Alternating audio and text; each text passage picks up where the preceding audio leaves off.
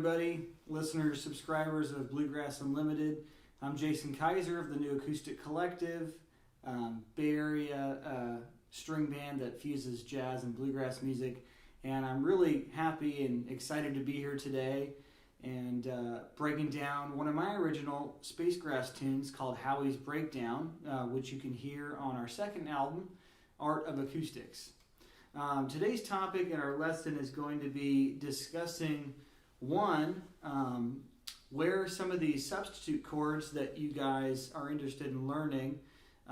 We could put these substitute chords in areas of bluegrass music where it sounds just a little bit more jazzy, a little more progressive, and taking some influence and ideas from Tony and Wyatt Rice in regards to my original tune. So I think the first thing to discuss and kind of bring up is that we can use substitute chords, especially in areas where the tune is really modal or there's not a lot of chord changes happening. So in my tune, Howie's Breakdown, we're in the key of A, and we're capoing on the 2nd fret and basing it out of a G major chord shape. And with this tune, it really hangs out on that A chord for quite a while, where you can substitute some nice chords. So we'll get into that, and then along with the tune and this lesson, there will be a chord diagram sheet where I kind of show the voicings and options that you guys have, and put them in your tunes, put them in fiddle tunes, spice up your chord voicings. I think it'll be a good time. All right, so it starts on the G chord shape. That's our 1 chord, right? That's how I play it. I'm sure a lot of other players play the G chord like that. So that's how I play this one. And then it goes to a flat 7. So we have that F major triad shape. And I put a C in the bass, so we would just say F over C. And that's really the intro.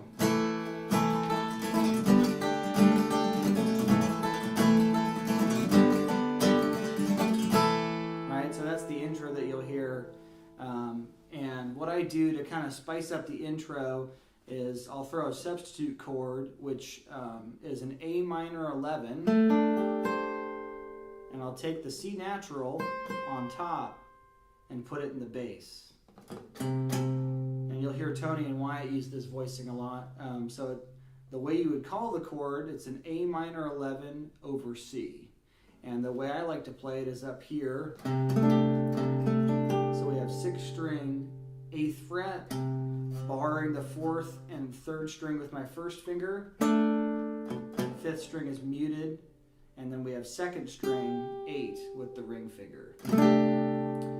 So when you hear it in context, because that A major chord or the G chord shape is really hanging out and open and modal in the beginning, I'll use this A minor 11 over C as a substitute to add a little bit more syncopation and color to the intro and places where it's a little more open. So I'll show you an example of that now.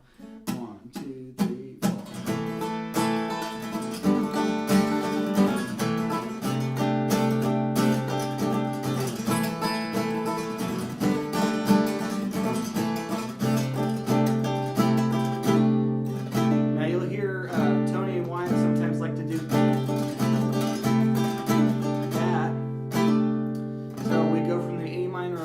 C to what I like to consider as an F major 7, an F major 7 and a 9 over C. So we're going from the A minor 11 over C, and all we're doing to make that other chord and that sound is our 3rd string is going to the 9th fret. And I like to go between those. That's a cool sound to the tune. So that's really the introduction, that's the intro. So let's get into the form and the tune itself. The form, it's important to know the form of every tune. A lot of standard fiddle tunes are A, A, B, B. This form is A, A, B, A prime. So the A prime is just a little different at the end. It's important to know that. So it starts on that G chord, goes to the flat 7, F over C shape. So Sometimes I'll throw that A minor 11 over C. So we have a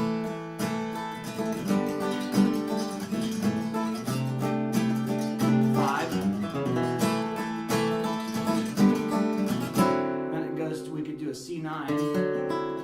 It's just a 4 dominant. It's a little bit of a different sound, a little jazzier. So all that together.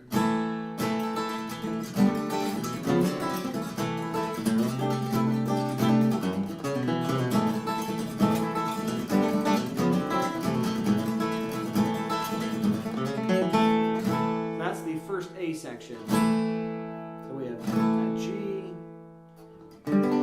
C shape. I'll sometimes take off the 3rd string. Similar to this sound, it's a cool voicing, a little sussy, suspended sound to the C9. And then we have that G. And when the G's hanging out there, I have that A minor 11 over C right before the 5 chord.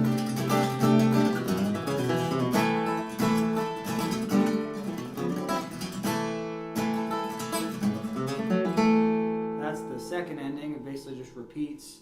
Then I go, and we go to the minor chord, the 6th minor. All right, so in the key of A major, we're going to F sharp minor, and this is where the fun really begins, because I get to show you all these cool voicings that we could play for the B section. You could think of the B section as B, B. I like to think of it as just one long B section. Starts on that F minor 13, which you're probably thinking, wow, F minor 13, how would I play that?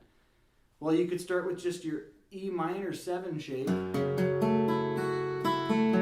is a cool sound, right? You could do that. So we have open 6th string,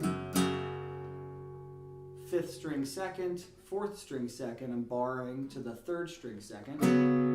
2nd string 3rd with the ring, strum from 6. It's kind of almost like an E minor 11 sound. Although, like I said, we're in the key of A major, so it would be F sharp minor 11. But let me show you the first shape that I actually start the B section on. And this is basically considered you could say it's an E minor 13 shape or an F minor 13 chord.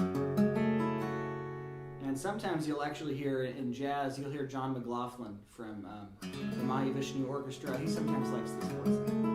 So we have 6th string open, 5th string 2nd, 4th string 4, open 3rd, 2nd string 3rd, and open 1st. So we got that F minor 13 or E minor 13 chord shape. And then we go to a C add 9.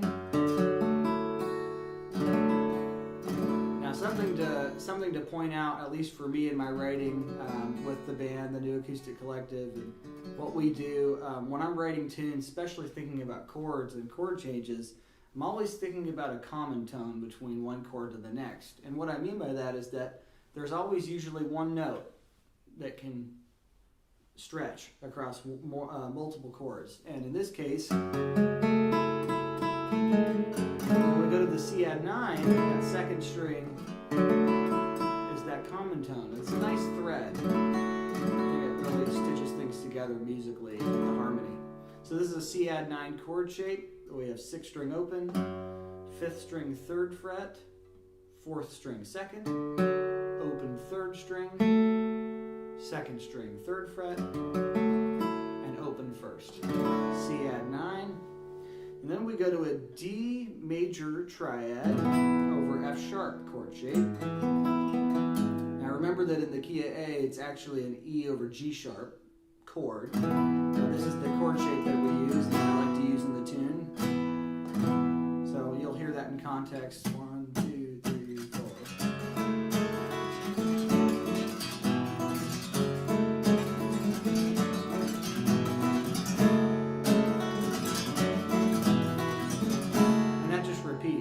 that point. It just repeats over and over. So I think it's good to kind of get into the cool area of exploring different voicings for this first chord. So kind of add some ideas to your palette. We're substituting chords. We're coming up with inversions and finding interesting ways to play the same thing, but voiced differently. So check that out. Who would have thought this could be played in a new acoustic or bluegrassy kind of tune?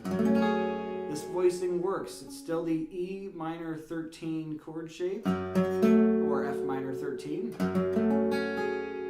It's a bit of a stretch, but we'll give it a shot. So we have 6th string open, we have 5th string from the capo, 5th string 7, 4th string 5, 3rd string 4, 2nd string open, it's kind of a drony sound there, and then 1st string 2. This could replace the first chord voicing.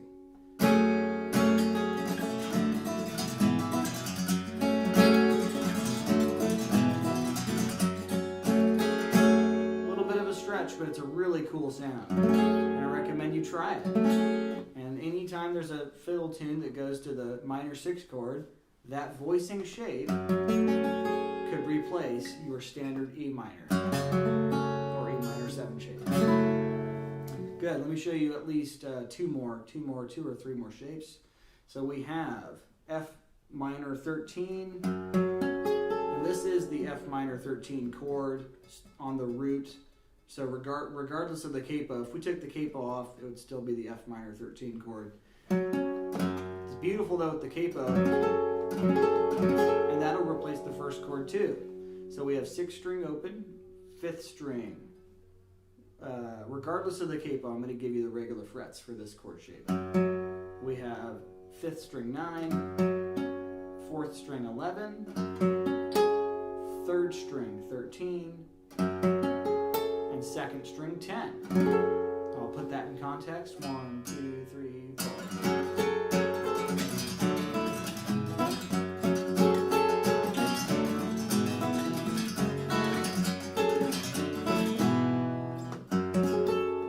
So it's a little dissonant, but it's a pretty cool sound. Alright, let's go to another option. This is an F minor 11 shape. You'll hear Tony and Wyatt use this a lot in the music they play. Same shape that I showed you over here. So we have 5th string 9 and the first finger bars, the 5th, 4th, and 3rd strings on the 9th fret, and then we have 2nd string 10, strummed from 6 open to 2. So that'll replace the first chord shape too. So I'll throw that in context. 2, 3, 4.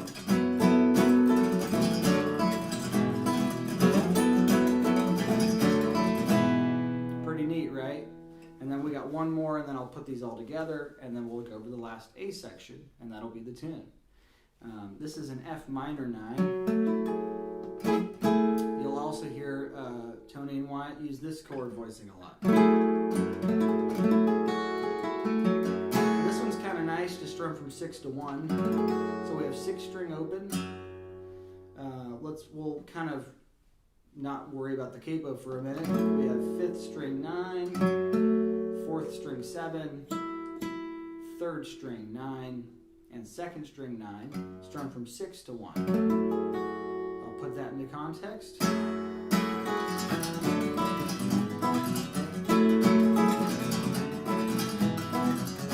I'm going to put them all into context just so you can hear how that sounds. 1, 2, 3, 4.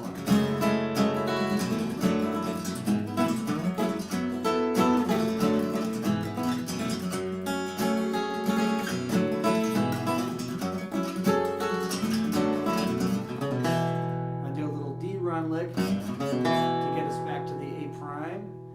All right, and as I mentioned, all these chords and all these voicing shapes will be in the lesson with a PDF of the chord diagrams and stuff, so you can take a look at all these different shapes, start to throw them in, add them to your chord vocabulary, spice up your voicings, figure out where you can use them. So the A prime starts on the 1 chord again, G shape. Flat 7, 4 dominant, goes that C9,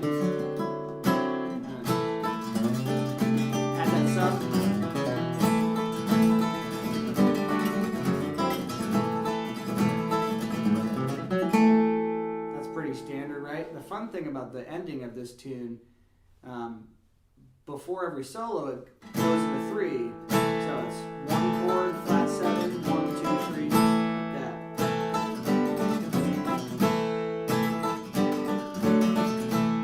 So that happens before every solo. And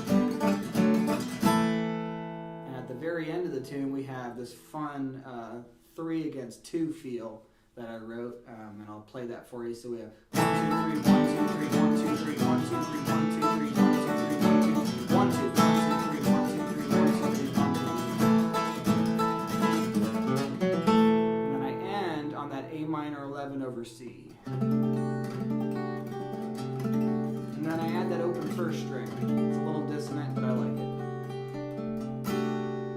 So I'll go ahead and play through the tune. You'll hear me use some of these chord subs, as well as syncopation and different voicings. And I hope you enjoyed Howie's breakdown lesson. I'm Jason Keiser from the New Acoustic Collective.